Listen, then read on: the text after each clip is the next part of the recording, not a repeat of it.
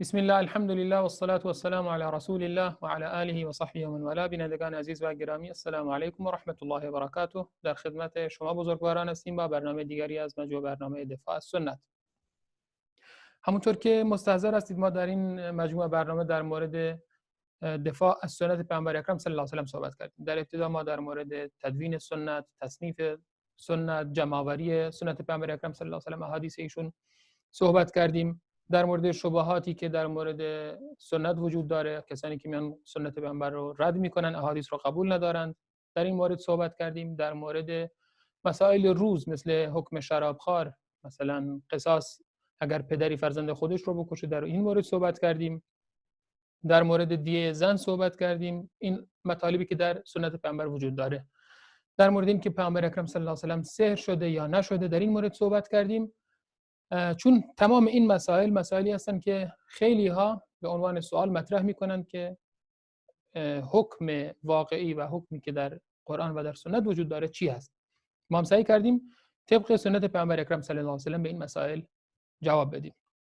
حالا یک سوالی اینجا دوباره پیش میاد که پیامبر اکرم صلی الله علیه و سلم سحر شد، یعنی فرد یهودی کاری کرد که پیامبر اکرم صلی الله علیه و سلم مریض بشه، یا یک زن یهودی اومد به پیامبر سم داد، میخواست پیامبر اکرم صلی الله علیه و سلم رو بکشه. ما برنامه‌ای که امروز میخوایم در موردش صحبت بکنیم در مورد گذشت، مهربانی و رحم و عطوفت پیامبر صلی الله علیه و آله و سلم با مسلمانان و با غیر مسلمانان بوده. یعنی موضوعی که میخوایم در موردش صحبت کنیم این هست: پیامبر با این فرد یهودی چیکار کرد، یا با کسان دیگری که با پیامبر به بدی رفتار کردن، با پیامبر جنگیدن یا از فرمان پیامبر صلی الله علیه و سلم سرپیچی کردن. پیامبر صلی الله علیه و سلم در مقابل چیکار کرد؟ سنت پیامبر در این مورد چگونه هست؟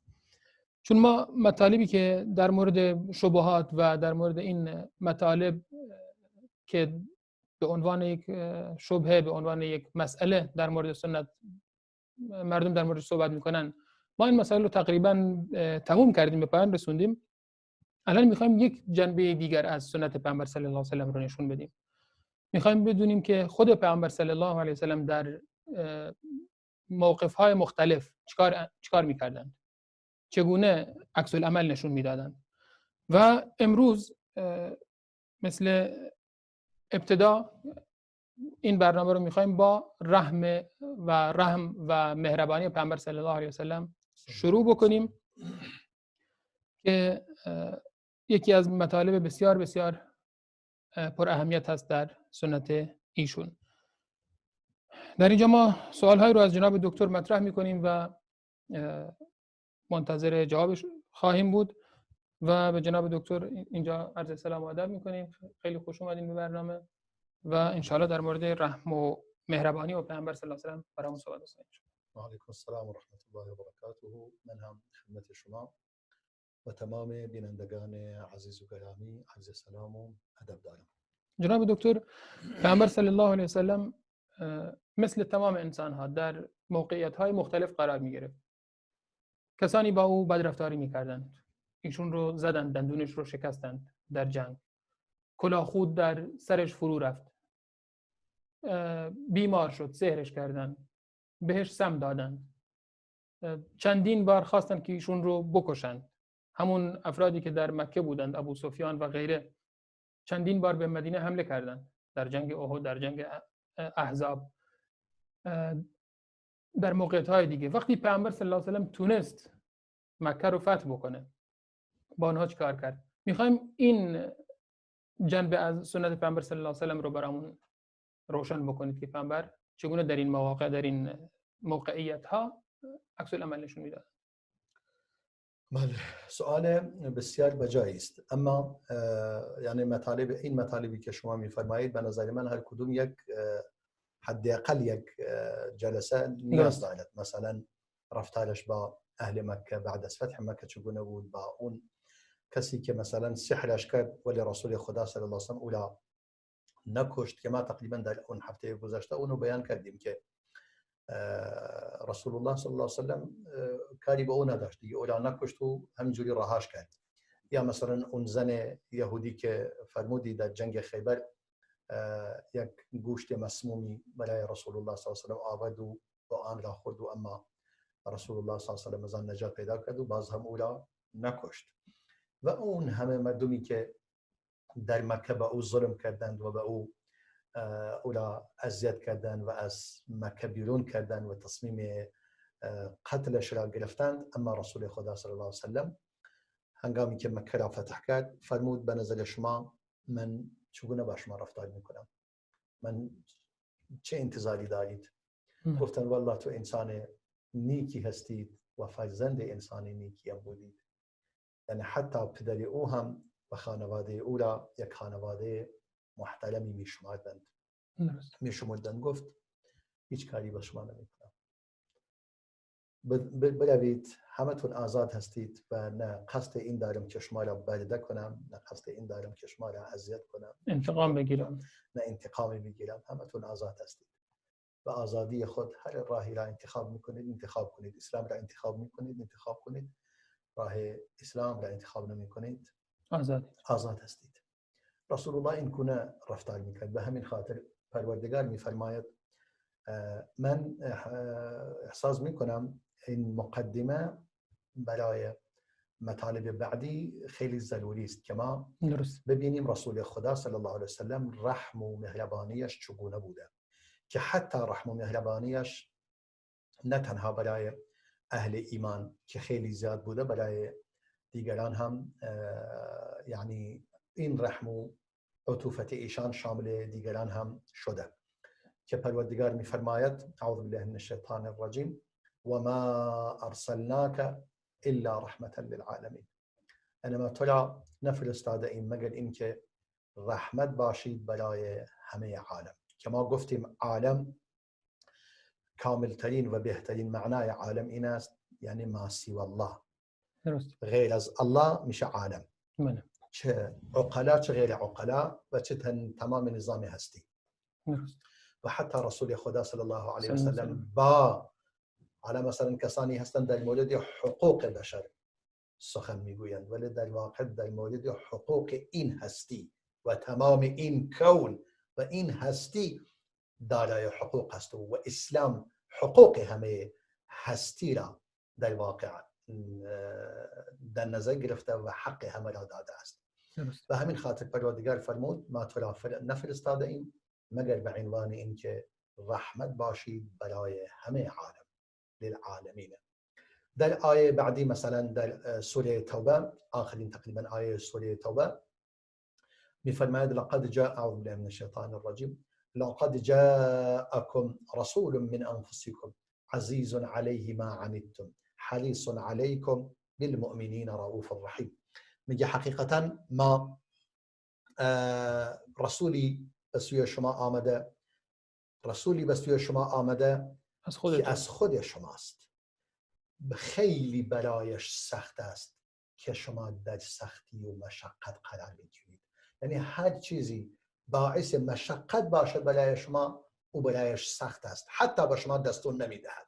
مثلا در اونجا میفرماید اگر به خاطر این نبود شما را در مشقت بیندازم نماز مثلا عشا را با تأخیر میخواندم، ولی احساس میکنم سخت است، من دارم شما را اذیت میکنم، همین تکلیفی نمیکنم. یا مگر اگر شما را در مشقت نمیانداختم مسواک را هنگام هر وضو و هر نماز واجب میکردم، ولی احساس میکنم برای خیلی از شما سخت است، در نتیجه واجب نمیگردم. مثلا این چیزهایی است که از نشانه مهر و محبتش که برای اهل ایمان. یا میفرماید خدا به خاطر من از خطای امتم درگذشته. واقعا این دیگه رحمت خود از خدا خواسته و خدا اجابت کرده. حریص علیکم، خیلی بر شما حریص است که مبادا مشکلی برای شما پیش بیاید. و بالمؤمنین رؤوف رحیم، اگر رحمتش شامل همه هستی شده این هیچ، اما برای اهل ایمان بسیار مهربان است و بسیار مهربان است. رؤوف صیغه فعول است، برای صیغه مبالغه است، یعنی بسیار رأفت دارد. رحیم هم صیغه مبالغه، صیغه فعیل از به معنی فاعل، یعنی بسیار رحم کننده و مهرورز است. در نتیجه این گونه رحمت بوده برای همه که در قرآن بیان میکنه. یا مثلا در سوره آل عمران پروردگار باز میفرماید فبما رحمت من الله لنت لهم ولو كنت فظا غلیظ القلب لانفضوا من حولك. میفرماید به سبب رحمتی از جانب الله شما برای آنان نرم شده اید، خیلی نرم هستید و با نرمی و خوش رفتاری با یارانت رفتار میکنید و با همه مردم. اگر تو یک انسان فظ بودی، یعنی بد اخلاق بودی معاذ الله، غلیظ القلب بودی، یعنی سنگ دل بودی، این مردم تو را رها میکردند و در اطرافت جمع نمیشدند. اما در مدت بسیار کوتاهی این همه مردم در اطراف تو جمع شدند و مثلا اهل مدینه که اوس و خزرج سالها چندین صد سال با هم جنگ و دعوا داشتند، با هم جنگ داشتند، اما همه را برادر کردید، یعنی آنها را به صورت دو تا برادر در کنار هم قرار دادید. پس به سبب رحمتی که از خدا شامل حال شما شده. و این آیه هم در مورد هنگامی این آیه نازل می شود در بحث حادثه غزوه احد که در غزوه احد رسول الله صلی الله علیه و سلم 50 نفر تکتیر انداز خیلی ماهری بر روی کوه احد قرار داد. یعنی برنامه ریزی و تاکتیک جنگیش در اون چیز خیلی مناسب بود. بر روی کوه 50 نفر قرار داد، گفت اگر دیدید پرندگان ما را ربودند، اگر دیدید هر بلایی به سر ما آمد، شما کوه را رها نکنید، روی اون کوه باقی بمانید و فقط کار شما حراست و نگهبانی باشد از اینکه کسی از پشت به ما حمله نکنه و شما متوجه کوه باشید.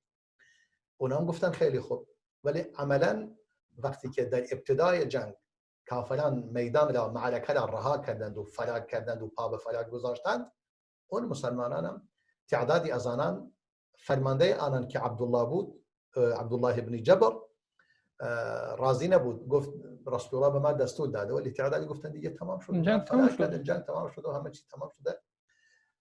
از کو سرازی شدن به سمت پایین کو، دامنه کو و گفتن اینجا دیگه غنیمت زیادی به جا گذاشته و بالاخره جمع کنیم. نهایتا این سبب شد که کافران دیدن که مسلمانان کلا کو را رها کردند و تمام هیچ چیزی نیست الان نگه دارد، از کو به سمت آنان سرازی شدند و مسلمانان مصیبت بزرگی برایشان پیش اومد. 70 نفر از مسلمانان شهید شدند در این جنگ که حقیقتا یعنی مصیبت بسیار بزرگی بود که حمزه عموی پیامبر خدا صلی الله علیه و سلم در این غزوه شهید شد و 70 نفر از این صحابه بزرگوار شهید شدند.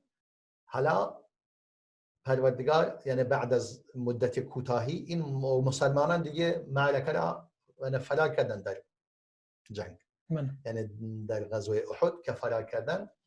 نهایتا رسول خدا صلی الله علیه و سلم مونده با چند نفر، تقریبا حدود 10 نفر بیشتر اطراف رسول الله باقی نمونده، همه فرار کرده بودند. در این مدت کوتاه که مسلمانان نهایتا برمیگردند و اولین کسی که برمیگرده ابوبکر صدیق است و بعدن عثمان بن عفان و بقیه، حتی اونها فرار کردند در اون لحظه. امام عمر میگه من مثل این حدیث هست توی بخاری که میگه مثل بز کوهی از کوه بالا میرفتن به سمت پیامبر صلی الله علیه و سلم در اون لحظه. حالا شیعه اینو خورده یه جور دیگه تفسیر میکنن که میگن داشت اینجوری فرار میکرد از معرکه، منظورش بود به سمت رسول الله برمیگشت، با همین سرعت میرفتن بالا، با سرعت عجیب برمیگشت به سوی رسول خدا صلی الله علیه و سلم. حالا منظور این بود که در این غزوه، منظورم اینه این حادثه را کاملا تصویر بکشیم که چگونه هست. بعداً پروردگار اینها را عفو کرد، عفا الله عنهم.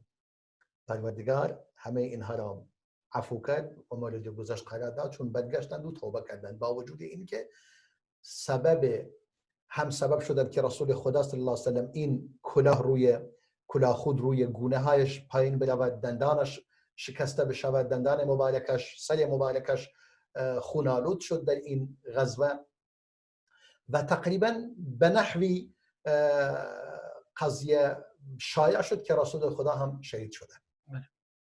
این بود که پروردگار بیان میکند که ما به شما جزا دادیم غما بغم لکی لا تأسوا علی ما فاتکم. میگه ما شما را جزا دادیم. حالا این جزا مفسرین اختلاف دارن روی این که منظور چی بود غما بغم، که من نظرم بر این است در اینجا جزا یعنی پاداش است. در اینجا اونا میگوین یعنی ما شما را عقوبت کردیم به خاطر خطایی که مرتکب شدید، غم بعد از غم، اندوه بعد از اندوه، یعنی نه چند بار غم‌های فراوانی برای شما پیش اومد، این همه شهدا را دادید، شکست خوردید، این شنیدید پیامبر رسول خدا اینجوری شد، همه غم بعد از غم بود. اما یکی دیگه از تفاصیل قوی این است بعد از اینکه در میان مسلمانان شایع شد که رسول الله شهید شده، رسول الله فاثابکم غما بغم، اثابکم آیه اینجوری میفهمه خدا به شما پاداش داد، پاداش غمی به غم دیگری. یعنی شما که تصورتون بر این بود که رسول الله شهید شده در اون جنگ، این غم بسیار بزرگی بود. بعداً پروردگار شما را پاداش داد به غم کمتر از این، یعنی پاداشتون این بود که رسول الله زنده است. پس حیات رسول الله برای شما بهترین پاداش بود لکی لا تأسوا علی ما فاتکم، تا نگران این همه غنیمتی که از دست دادید و این همه شهدایی که متحمل شدید حتی برایتون آسود باشه. پس این غمه، یعنی غم وفات رسول الله خیلی سنگین تر بود. اما وقتی که شما متوجه شدید که این غم سنگین را تبدیل کردیم به یک غم کمتر از آن که رسول الله حیات داد، پس این ثواب بود.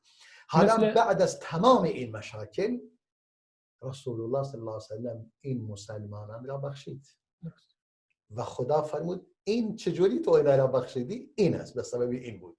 فبما رحمت من الله لنت لهم، به سبب رحمتی از جانب خدا برای آنان نرم شدی. مثل بقیه بودی میگفت آقا همه اونهایی که در اینجا خطا کردن باید همه کشته بشن. بله.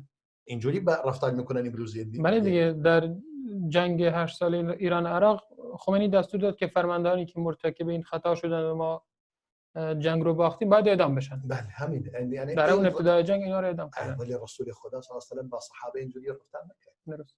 فبما رحمت من الله لنت لهم ولو كنت فظا غلیظ القلب لانفضوا من حولك. اگر تو غلیظ القلب بودی، یعنی بد اخلاق و تندخو بودی و قسی القلب و سنگ دل بودی، اونها تو را رها میکردند. یعنی این است که پروردگار دارد از رسول الله تعریف میکند صلی الله علیه و سلم.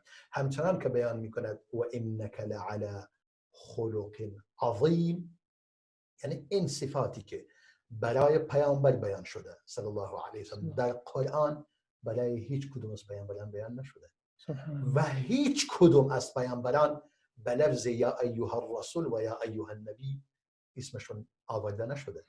تمام پیامبران به اسم خودشون خدا صدایشون میکنه. نوح، صالح، هود، اسم عیسی، ابراهیم، این بزرگواران. اما محمد یا ایها النبی یا ایها الرسول. پس جایگاه رسول الله صلی الله علیه و سلم نزد خدا هم بسیار بسیار بالاتر است. چون امام انبیا هستن.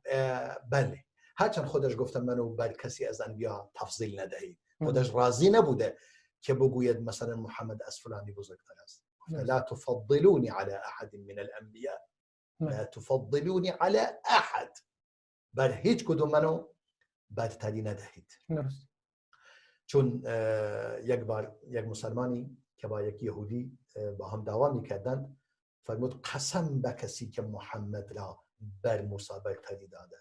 دیگه یک سیلی با او زد و بالاخره دعوایی بینشون پیش اومد. رسول الله فرمود لا تفضلونی علی احد.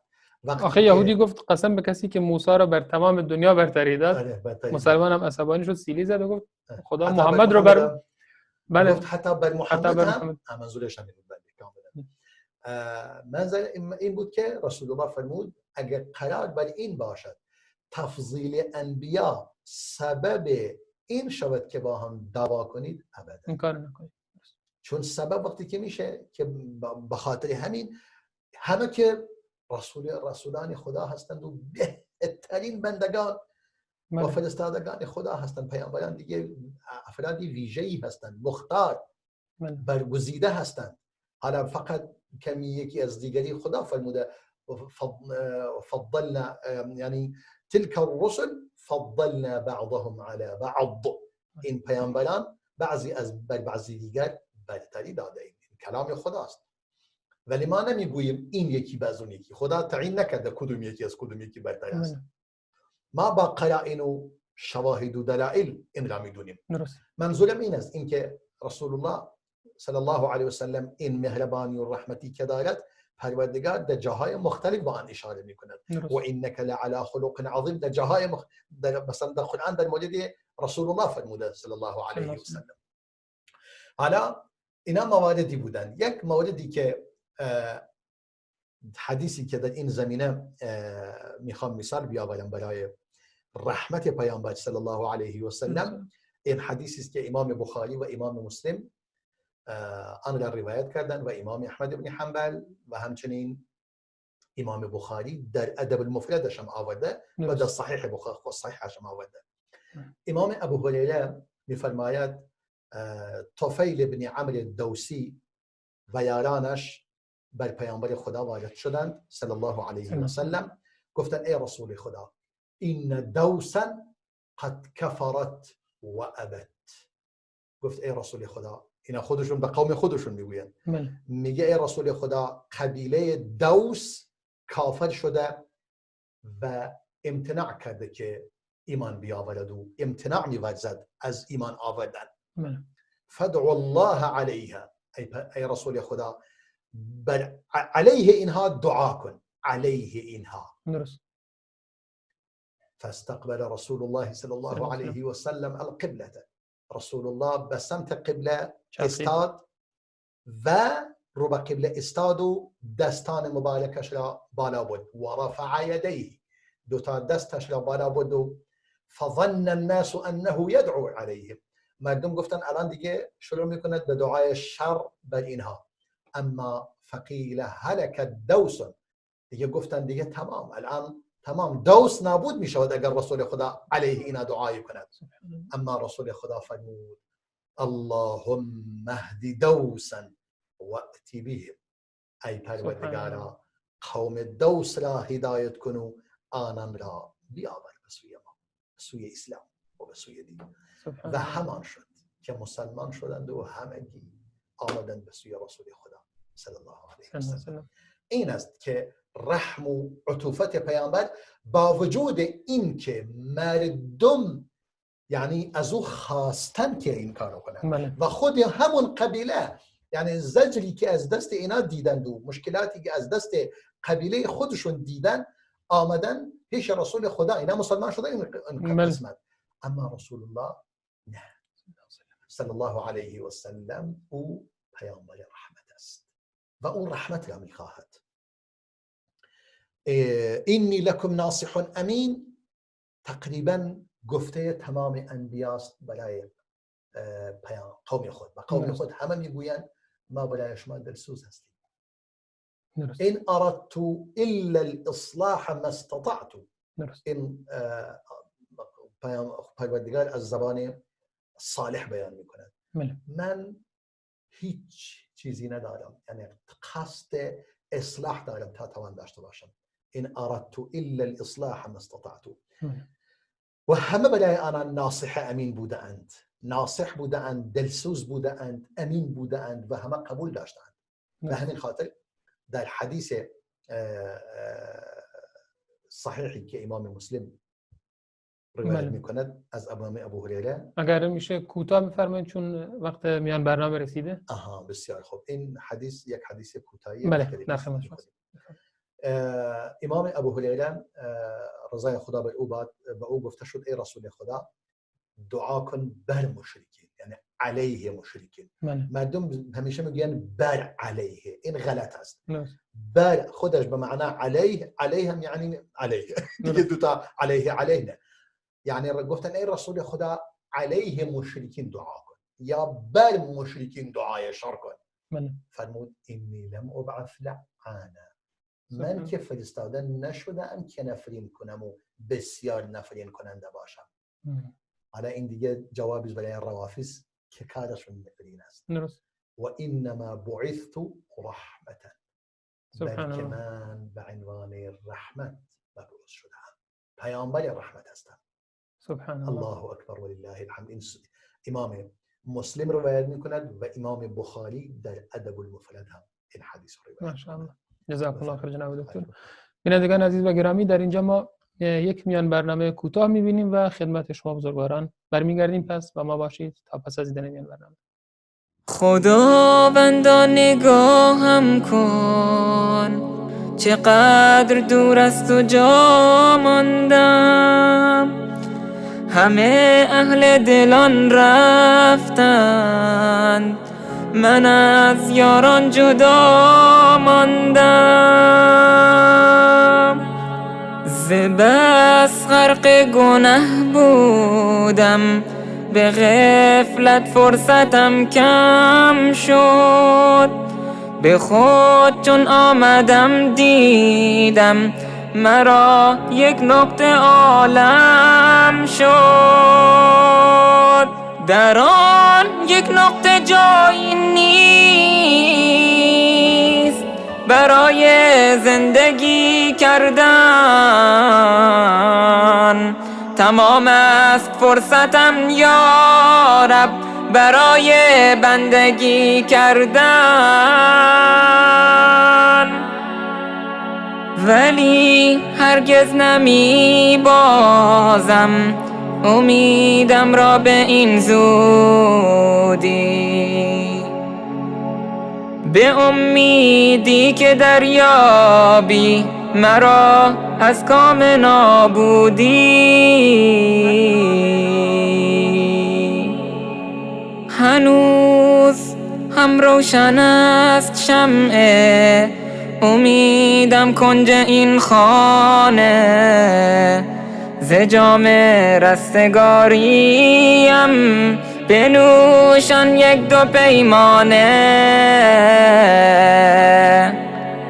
خداوندا دلم دایم ز عشقت مست و لبریز است. چقدر عشقت خدای من بر این بنده دلانگیز است. نمیخواهم در این دنیا گرفتار گناه باشم، در آن دنیا به پیش تو خدایا رو سیه باشم. مجال توبه میخواهم خداوندا مجالم ده، برای بندگی کردن تو شوق و حس و حالم ده.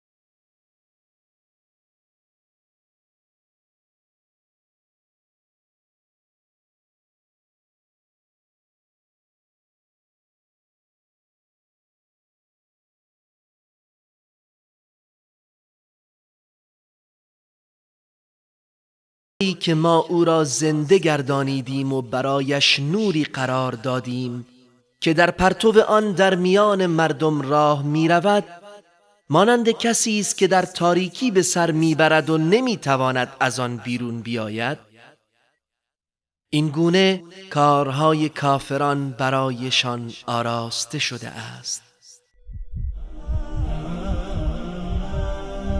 وصال حق مرهمی بر دلهای بیمار.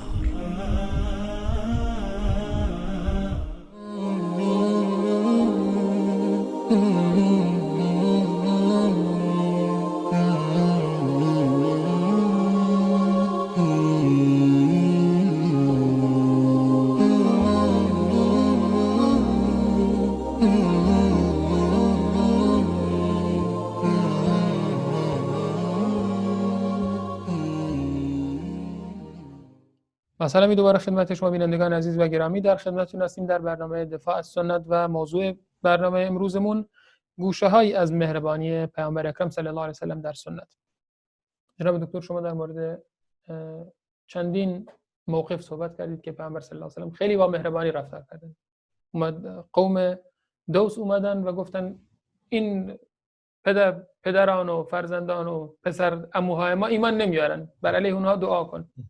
پیامبر صلی الله علیه و سلم اومد و فرمود خداوندا اونها رو هدایت کن و اونها رو به اسلام وارد کن. یعنی دقیقاً برخلاف چیزی بود که اونها می‌خواستن. در مورد این بیشتر برامون صحبت کنید. بله. رحمت و عطوفت پیامبر صلی الله علیه و سلم واقعاً خیلی مهم است.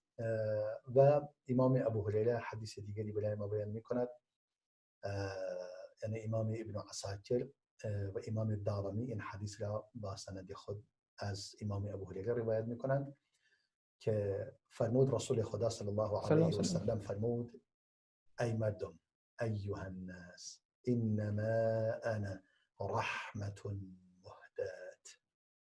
سبحان الله. من یک رحمت هدیه شده ای هستم به شما. سبحان الله. من هدیه ای هستم از جانب خدا برای شما، یعنی من رحمت هستم به شما هدیه داده شدم. یعنی مثل اینکه یک قدر این رحمت رو بدونید، واقعا باید قدرش رو بدونید. حالا ما نمونه این رحمت را بیان میکنیم در یک حدیث خیلی قشنگ و خیلی این حدیث گفته شده، ولی واقعا هرچی بیشتر این حدیث بیان شود بیشتر انسان لذت میبرد و درس‌های عجیبی از این حدیث میگیرد. درست. حدیثی هم هست که بیشتر محدثین روایت کردن از امام بخاری، امام مسلم، امام ترمذی، امام نسائی، امام احمد، امام ابن ماجه. بیشتر محدثین این حدیث را آوردن با سند خود از انس بن مالک رضای خدا بر او باد. ان شاء الله در احادیثی هم از انس نقل میکنیم این مرد بزرگوار که 10 سال کامل در خدمت پیامبر خدا بود صلی الله علیه و سلم. می‌فرماید رسول خدا صلی الله علیه و سلم روزی در مسجد نشسته بود و یارانش کنارش بودند، همراهش بودند. ناگهان یک فرد اعرابی بادیه نشین که معمولاً در روستاهای دوردست زندگی می‌کنند وارد شد و نماز خواند و بعد از اینکه نماز را تمام کرد گفت خداوندا اللهم ارحمني ومحمدا ولا ترحم معنا احد. فرمود ای پروردگار من و محمد را مورد رحمت خیش قرار بده، دیگه هیچ کسی دیگری با ما مورد رحم قرار نده. البته اصل جریان این بود که رسول الله اولا فرمود خندید رسول خدا صلی الله علیه و سلم. حالا نگاه کن در مقابل این کار اشتباهی داره میکند، خیلی اشتباه داره میکند، اشتباه خیلی بزرگ است. بله. ولی میگه رسول خدا خندید، یعنی به پیامبرام رحم نکنه، به ملائکه رحم نکنه، یعنی کسی را باقی نگذاشت. رسول الله خندید و قال لقد احتضرت واسعا. گفت واقعا یعنی یک چیز بسیار وسیعی را خیلی تنگ کردید، دایرهش خیلی کوچک کردید. منظورش رحمت خدا بود. رحمت خدا فرموده رحمتی وسعت كل شيء، وسعت كل شيء. چیزی نمونده که رحمت خدا شاملش نشده باشد. فما لبث. این بود اصل کار، این بود که جریان ظاهرا از اینجا شروع می شود که او بلند شد و در همینجوری مثل که در بیابان، وقتی که در بیابان دارن زندگی میکنند و در اون روستاها قضای حاجت میکنن، عادی میرفتن یه گوشه قضای حاجتی میکردن. اونا هم تو مسجد نشستن، رسول خدا و رفت بلند شد تو گوشه از گوشه مسجد شروع کرد به ادعا کردن. مردم بر او داد کشیدند. رسول الله صلی الله علیه و سلم فرمود لا تزرموه دعوه، فرمود بر او صدا بر نیاورید، رهایش کنید تا راحت خودش رو راحت کند، کارش رو تمام کند. فترکوه حتی بال، دیگر رهایش کردن تا کاملا ادرارش رو کامل کرد تو داخل مسجد. سپس رسول الله اولا صدا زد. میفرماید فلم یؤنب ولم یسب ولم یضرب. رسول الله نه اولا سرزنش کرد، نه به او دشنامی داد، نه به او حتی یک سیلی زد بیا مرد، مثلا یک کسی دیگه بود بیا مرد دهاتی، بلد نیستی، بلد نیستی چیکار کنی، چجوری زندگی کنی، چجوری آداب و اخلاق و رفتار بلد نیستی. اینجوری نه توهینی به او کرد، هیچی. فقال له إن هذه المساجد لا تصلح لشيء من هذا البول ولا القذر. فرمود این مساجد، برای در این مساجد جایز نیست هیچی از این کارها، نه ادرار، نه چیز کثیفی در داخل مسجد نباید باشد. انما هي لقراءة القرآن و ذکر الله و الصلاة. مسجد برای قرآن خواندن است، برای ذکر خدا و برای نماز است. سبحان الله. نگاه کن از این مهربانی و این رفتار از شخصی که دیگه حاکم است، کسی نیست جز خودش. بله. همه چیز دست خودش. اگر میفرمود این رو بکشید، اگر میفرمود فسا میکشتن، بسوزانید. بله. تیکه تیکهش کنید. همین کارو میکردن. بله. یعنی توقفی نداشت در کار. درست. وقال رسول الله صلى الله عليه وسلم لرجل من القوم قم فأتنا بدلو من ماء. فرمودی که به یکی از اونا گفت لطفاً برو به یکی از مردان یک سطل آب بیار. فشنه عليه، آب را بر آن ریخت. بعدا فرمود فإنما بعثتم ميسرين. فرمود شما فرستاده شده اید که بر مردم آسان بگیرید، سخت نگیرید. ولم تبعثوا معسرین. شما فرستاده نشده اید که بر مردم سخت بگیرید. فأتاه بدلو من ماء فصبه عليه. دیگه اون شخصا همون سطل آب را آورد و بر روی آن ریخت.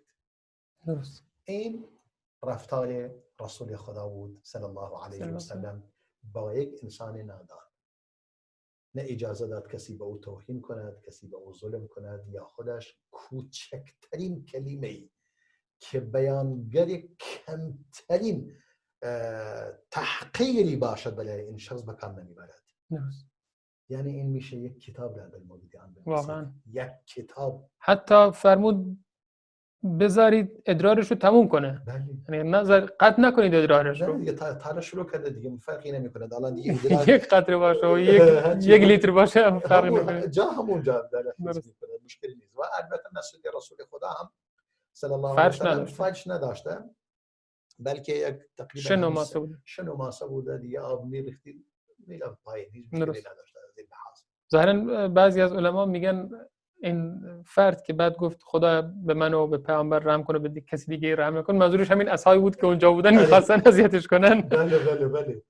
ظاهر قضیه حمل بر آن میشه. قطعا منظورش انبیا و اینا نبود. ظاهر کلام اینجوری به نظر میرسد، اما او منظورش اون مجموعه از مسلمانان بوده که اطراف هستند و دیده چقدر اینا تند بودن. البته اونا هم دیگه نمیدونستن رفتار درست، نمیدونستن چه باید چیکار کنن. آیا این کاری که باید چگونه این شخص رو منع کنن از این کار. ولی رسول خدا صلی الله علیه و سلم با مهربانی تمام این مردم را آموزش داد که دیگه تونستند این کره زمین را رهبری کنند. این است. یکی دیگر از مطالبی که خیلی قشنگ و مطلب جالبه واقعا خیلی جالب و قشنگ و زیباست. معاویه فرزند حکم سلمی میگوید من با رسول خدا نماز میخوندم صلی الله علیه وسلم. ناگهان مردی عطسه زد، یکی در میان نمازگزاران عطسه زد و منم گفتم یرحمک الله. دیگه در داخل نماز، این قبلا یاد گرفته که اگر کسی عطسه زد و گفت الحمدلله شما میگی یرحمک الله.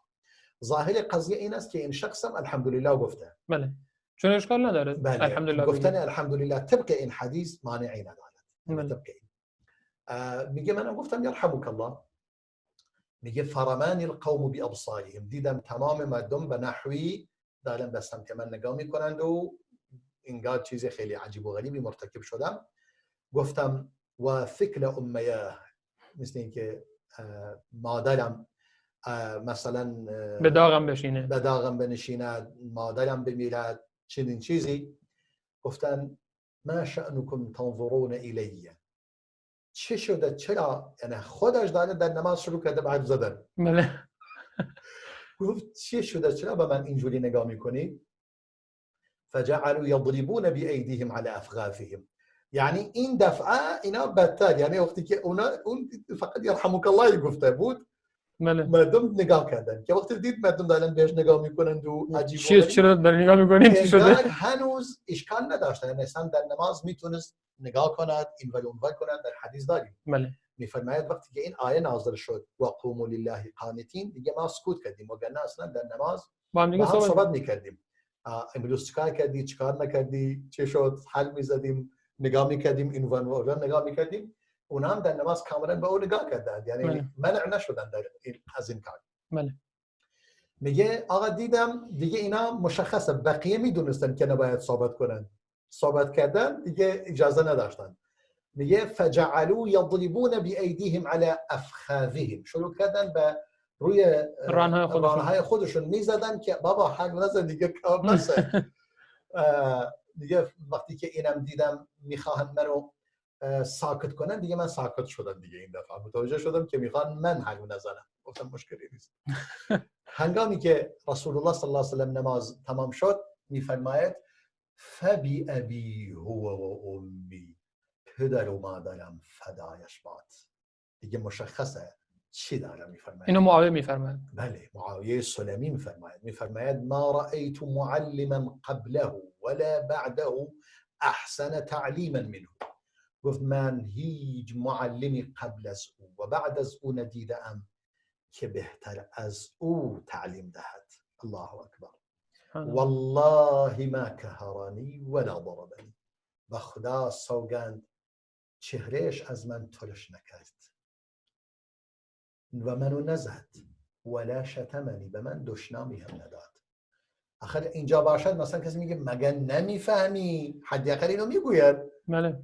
مگه شما نمیفهمی، درک نداری، عقل نداری، اینجوری مثلا. ولی نمیگه والله نه تشرویی بل من تشرویی کرد، نه منو زد و نه به من دشنامی گفت یا ناسزایی گفت. قال ان هذه الصلاة لا يصلح فيها شيء. فرمود این نماز هیچ چیزی در آن صحیح نیست، درست نیست. و در لفظ دیگر لا يحل فيها شيء من كلام الناس، هیچ چیزی از سخن گفتن با مردم در آن حلال نیست. انما هو التسبيح والتكبير وقراءة القرآن. در نماز فقط اینها وجود دارد. تسبیح کردن، سبحان الله، دیگه تسبیحات همه اون در رکوع و سجود گفته میشه. تکبیر الله اکبر و قرائت قرآن در این وجود دارد، چیز دیگری نیست. با این مهربانی رسول خدا صلی الله علیه وسلم این نشانه هم رحمت است، هم این است که چقدر حکیم بوده. چون اصل قضیه اینه که شما به طرف بگید این کار اشتباه بوده، درستش اینه. دیگه فحش دادن و عصبانی شدن و اخم کردن و اینا فایده نداره. چه معنی داره؟ هیچ معنی نداره. اینها خیلی مهمه. یعنی ما باید به این جنبه از سنت رسول خدا صلی الله علیه وسلم خیلی نیاز داریم. احساس میکنم این مسائل از سنت رسول الله صلی الله علیه وسلم آنچنان که باید به آن پرداخته نشده. باید بیشتر به این جوانب بپردازیم و ان شاء من الله. احساس میکنم از این به بعد این مطالب را به این سمت و سو میبریم و ان شاء بیشتر الله. به اخلاق و رفتار رسول خدا صلی الله علیه و سلم میپردازیم ان شاء الله. بله ما تقریبا 8 دقیقه وقت داریم. بله اگر مطالب بیشتری بله مطالب بسیار زیاده، حتی بگوییم تا مسائل هست، یعنی نه فقط برای این جلسه، چندین جلسه دیگر هم بذاریم برای این مسائل بیان کنیم، باز هم مطالب زیاد است. من سراپا گوشم جناب شیخ. الحمدلله. بسیار خوب. حدیث دیگری که امام مسلم روایت می کند از عبدالله ابن عمر رضای خدا هم بر خودش هم بر عمرو ابن عاص می‌فرماید رسول الله صلی الله علیه و سلم این آیه را تلاوت فرمود: اعوذ بالله من الشیطان الرجیم رب انهن اضللن كثيرا من الناس فمن تبعني فانه مني ومن عصاني فانك غفور رحیم. الله اکبر. سبحان الله. فرمود پروردگارا، یعنی این بت‌ها بسیاری از مردم را گمراه کردند. پروردگارا هر کسی از من پیروی کند او از من است، هر کسی هم منو نافرمانی می کند دیگه خدا بسیار مهربان، بسیار باگذشت هستی و بسیار مهربان هستی، خودت میدونی. سبحان الله. علیه اونا دعای شری نمی کند. هر کسی پیروی از من می کند از من است، کسی هم از من پیروی نمی کند و از من نافرمانی با من نافرمانی من می کند، پروردگارا دیگه خودت آمرزنده و مهربان. دیگه نمیگوید پروردگارا تو انتقام شدید داری، قدرتت به همه جا میرسد، هر کاری میتونی بلا بس دلشون بیاور. اصلا نکته خیلی مهم است، خیلی مهم. بعدن این آیه دیگر را خواند و قول عیسی علیه السلام که عیسی نگاه کن، عیسی علیه السلام اونم چی میفرماید؟ این آیه که پروردگار از زبان عیسی بیان میکند: ان تعذبهم فانهم عبادك. پروردگارا اگر اینها را عذاب میدهید اینا بنده خودت هستند، و ان تغفر لهم فانك انت العزیز الحکیم. اگر تو اونا را میبخشید باز هم حق با خودت هست و تو عزیز هستی، کسی نمیتواند جلوی تو را بگیرد. چیره دستی بالا دستی کسی که دیگه یعنی بالاتر از تو وجود ندارد، خودت هستی، میخوای ببخش. درست. انت العزیز و انت حکیم، تو حکیم هستی، هر چیزی را در جای خود انجام میدهی. یعنی نگاه کن، این هم از اونان نمیخواد که خداوند اینا را فلان چنان کن و چنان نکن. اگر عذاب میدهید اینا بنده خودت هستند، اگر اینا را میبخشید کسی نمیتواند جلوی تو را بگیرد. دیگه حق نمیگه، با خودت هست. دیگه نمیگن اللهم اقتلهم عددا اللهم احصهم عددا واقتلهم بددا ولا تغادر منهم احد.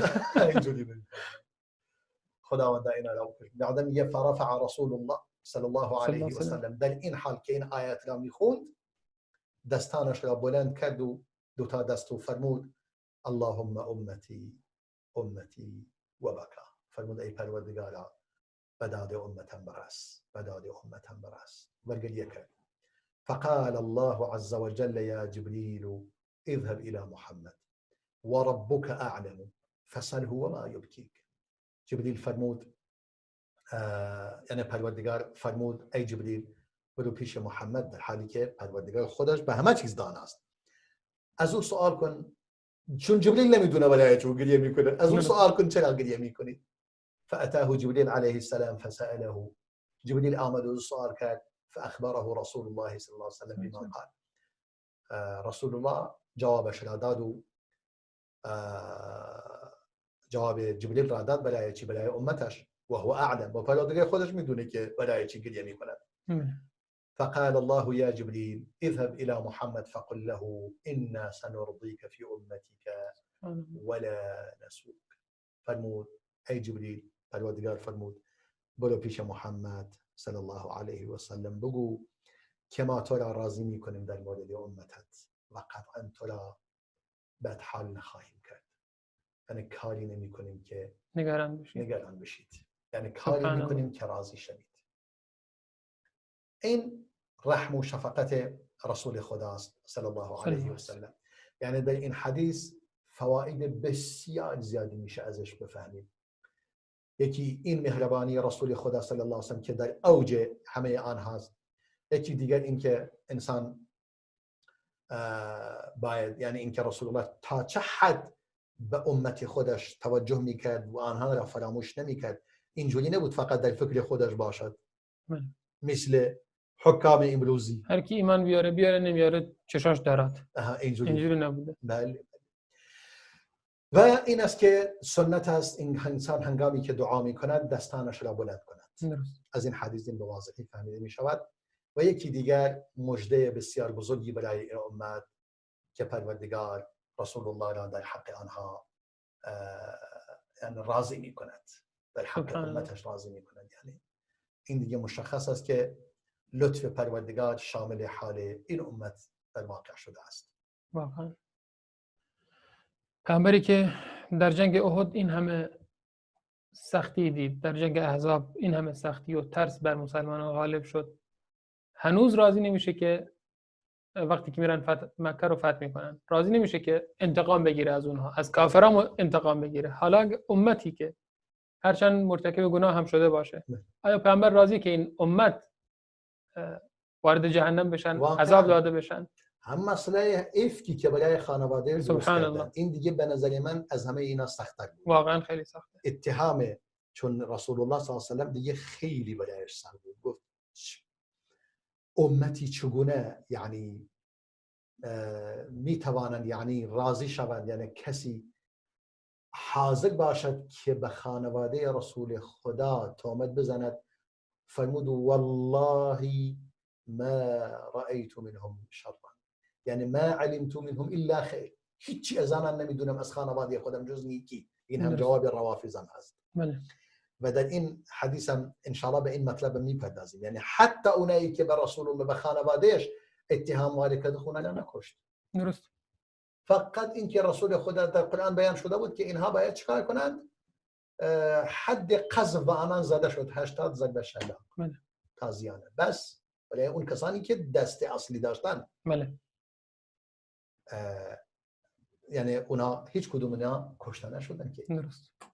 ما 3 دقیقه وقت داریم جناب دکتر. پس این حدیث میتونیم چون مربوط به اون حدیث قبلی بود به نظر من اینی که تکمیل کنیم. مطالب بسیاری هست که برای جلسات بعد ان شاء الله با هم میپردازیم. حدیث دیگری هست که امام ابن حبان با سند خود از ام المؤمنین عایشه بیان نقل میکند.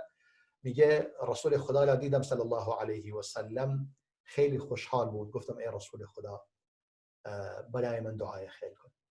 ام المؤمنین عایشه میفرماید خیلی چیز جالبی اومد، خیلی باهوش بوده، خیلی باهوش. فرمود اللهم اغفر لعایشه ما تقدم من ذنبها وما تأخر وما اسرت وما اعلنت. الله اکبر. فرمود ای پروردگار عایشه را ببخش برایت اگر گناهی در گذشته مرتکب شده یا در آینده می شود یا اون چیزی که به پنهانی انجام داده یا آشکارا، پروردگار او را ببخش. اللهم اغفر لعایشه. این هم جواب محکم به رافضیان دشمنان خدا و رسول. واقعا دشمن نباید بگیم دشمن ام المؤمنین هستند، دشمن خدا و رسول و اهل ایمان هستند. دشمن خدا و رسول هستند، ایمان به خدا و رسول ندارند. یعنی با تمام وجود و قاطعیت میگویم روافض، علمای روافض ایمان نه به خدا دارند، نه به آخرت، نه به قرآن، نه به سنت. یعنی اکثر الکافرین هستند به نظر من، قاطعانه میگویم. میگه ام المؤمنین عایشه خندید به گونه‌ای که سرش دیگه اینقدر خنده کرد از خوشحالی، سرش اینجوری میگه افتاد پایین، یعنی اینجوری. بعداً فرمود رسول الله فرمود ایسرک دعای من خیلی خوشحالت کرد؟ گفتم ولا وما لا یسرنی دعاؤک، چرا خوشحال نشوم؟ پیامبر خدا فرمود صلی الله علیه و سلم والله انها لدعوتی لامتی فی کل صلاه. سبحان الله. فرمود به خدا سوگند این دعایی که برای شما کردم برای امتم میکنم در همه نمازها. سبحان الله. الله اکبر. دعای خیر برای تمام امتم. یعنی این حدیث هم امام ابن حبان هم امام ابن عساکر روایت کرده و حدیث صحیح است. الحمدلله. حدیث صحیح است، خیلی قشنگ و زیبا واقعا. یعنی به نظر من در اینجا اینو بله دیگه. تمامش حسن ختام برنامه حسن ختام باشه برای انشاءالله به مسائل این مسائل و این موارد را بیشتر به آن خواهیم پرداخت انشاءالله و مطالب بیشتری روشن خواهد شد برای مسلمانان انشاءالله. جزاکم الله خیر جناب دکتر، خیلی ازتون تشکر میکنیم و خیلی استفاده کردیم و از بینندگان عزیز هم تشکر میکنیم که تا این لحظه با ما بودند. تا دیدار دیگر و برنامه دیگر همه شما را به الله متعال می‌سپاریم. السلام علیکم و رحمت الله و برکاته.